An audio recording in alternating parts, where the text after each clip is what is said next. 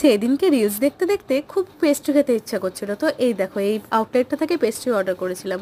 I think এই আউটলেটটার নাম ব্যাংকিংগো। তো যাই হোক, তোমরা যদি কেউ এই আউটলেটটা থেকে কেক খেয়ে থাকো আমাকে কিন্তু অবশ্যই কমেন্ট সেকশনে জানিও। আমি কিন্তু এখান থেকে ফার্স্ট টাইম জোম্যাটো থেকে কেকটা অর্ডার করেছিলাম, তো অর্ডারটা চলে এসেছে, চলো এখন দেখে নেওয়া যাক।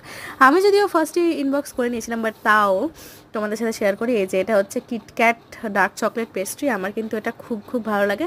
আমি এরকম একটা পেস্ট্রি আমি অন্য একটা আউটলেটে খেয়েছিলাম। তারপরে এই দেখো আর দুটো পেস্ট্রি অর্ডার করে নিয়েছিলাম।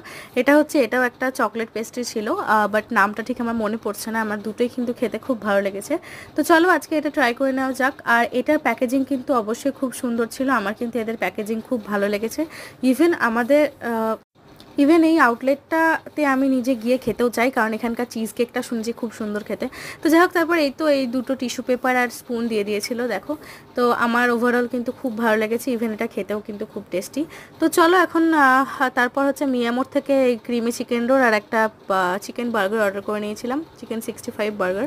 তো চলো এখন দেখে নেবো যে কেকটা কেমন, টেস্ট করে তোমাদের জানাবো। এই দেখো এই কেকটা আমি টেস্ট করলাম ফার্স্টে। এই কেকটা কিন্তু খুব টেস্টি, তোমরা কিন্তু অবশ্যই ট্রাই করো আর আমাকে কমেন্ট সেকশনে জানিও। আর বন্ধুরা, আমার ইউটিউবের শর্টসে রিলের খুব রিচ কমে গেছে, তো প্লিজ তোমরা লাইক শেয়ার কমেন্ট করে দিও আমার রিলসে।